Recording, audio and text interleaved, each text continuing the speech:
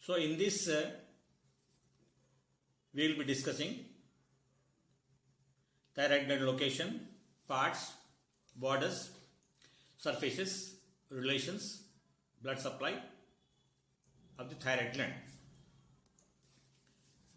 Thyroid gland is an endocrine gland situated in the anterior neck. It lies deep to platysma,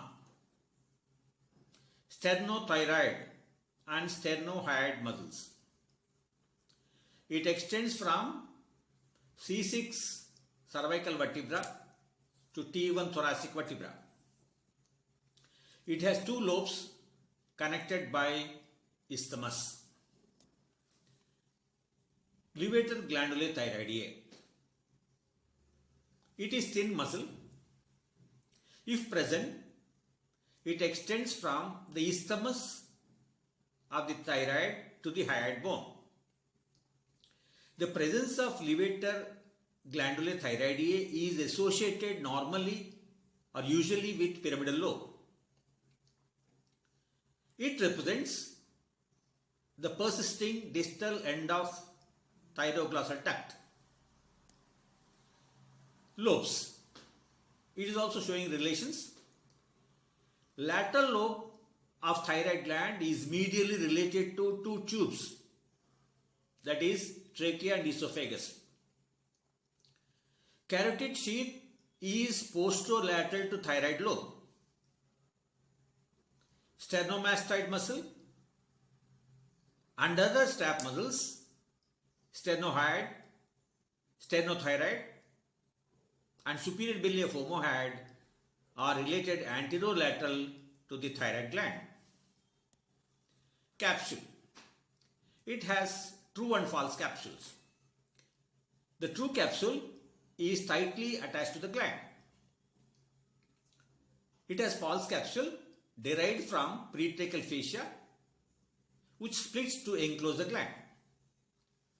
Posteriorly, thyroid gland is anchored by condensed pretracheal fascia known as Berry's ligament.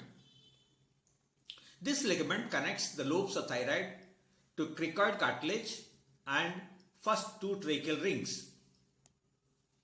Blood supply, superior thyroid artery.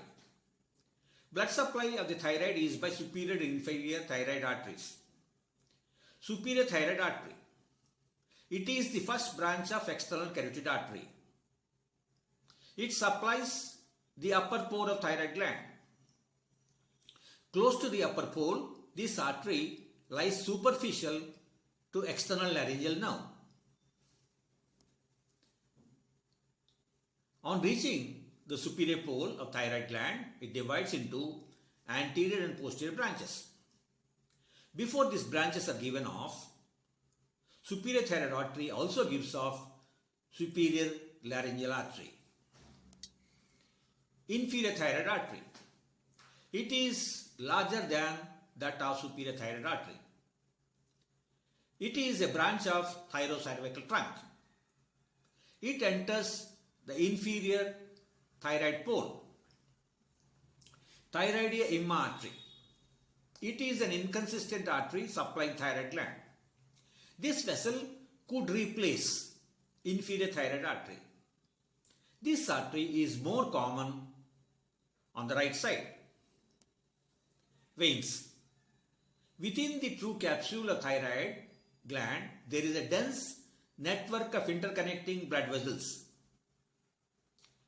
Veins draining these plexus give rise to inferior, middle and superior thyroid veins. These veins in turn